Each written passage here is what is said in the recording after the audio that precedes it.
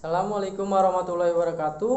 Perkenalkan, nama saya Kiki Nopiandi dari kelas MN18C dari Universitas Buana Perjuangan Karawang. Di sini saya akan mempresentasikan hasil kerja saya studi kelayakan bisnis yang menjelaskan tentang bisnis kuliner yang diambil oleh saya, yaitu Rumah Makan Kasunda Abah Cakra, berlokasi di daerah Garumas, Teluk Jambe Timur. Aspek legal: izin usaha. Yang pertama izin usaha, yang kedua izin lokasi, yang ketiga izin perusahaan, serta NPWP dengan nomor yang tertera. Aspek pasar. Pasar sasaran. Pada umumnya, sasarannya masyarakat Karawang pada umumnya, para pekerja dari daerah luar yang tinggal di daerah Karawang, dan masyarakat yang akan mengadakan perkumpulan di daerah Karawang. Segmentasi pasar. Demografi. Rumah Makan Kasunda Abah Cakra ini memfokuskan para konsumen yang di daerah Karawang dan sekitarnya. Geografi. Konsumen pekerja karyawan perusahaan, masyarakat yang sudah berkeluarga. Psikologis. Masakan yang berbeda dari yang lain dan mengedepankan masakan-masakan tradisional yang akan membuat masyarakat lebih penasaran akan rasanya. Di sini juga terdapat pesaing. Yang pertama, Rumah Makan Maam. Yang kedua, Nasi Padang. Dan ketiga, Warung Tegal. Strategi bauran pemasaran. Produk: menjual makanan dan minuman. Lokasi: di daerah Karawang. Dilalui angkutan umum, mudah dijangkau, dekat dengan berbagai macam ruang publik kota seperti dekat kawasan industri. Harga: kisaran harga 2.000 sampai 20.000 sesuai menu yang dipilih. Promosi: melakukan promosi lewat media sosial dan mulut ke mulut. Aspek teknis dan teknik. Metode penilaian hasil value bisa dibaca di PPT. Setelah menganalisis dari beberapa aspek pasar, bahan baku, transformasi, tenaga kerja, dan lainnya, bahwa dapat disimpulkan Galumas mempunyai rating yang paling tinggi di antara Badami dan Lamaran.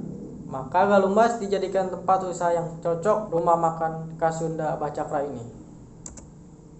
Siklus produksi: dari bahan baku ke pengecekan bahan baku, proses masak dan memotong. Setelah memasak selesai, setelahnya baru dibawakan ke customer atau konsumen. Layout di sini ada dapur, toilet, tempat makan, dan tempat hidangan. Parkiran juga. Aspek finansial. Investasi sebesar 1.841.000.000, modal kerja 447.600.000. Umur ekonomis 5 tahun. Cost of capital 20%.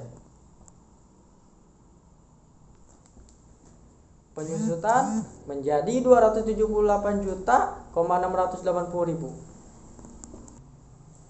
Jadi kas bersihnya sebesar 1.872.124.000 rupiah.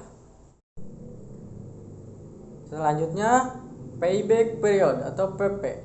Karena tidak bisa dikurangi proses tahun keempat, maka sisa proses tahun kedua dibagi proses tahun ketiga, yaitu sebesar 110 per bulan. Maka payback period tahun 3 adalah 3 tahun. Maka payback period adalah 3 tahun 11 bulan. Payback period kurang dari umur ekonomis 5 tahun, maka dinyatakan baik. Selanjutnya ada net present value atau NPV. Jika kas bersih tahun berbeda, maka hasilnya NPV sebesar 62.124.000. NPV lebih dari 0, maka usaha dinyatakan layak atau baik.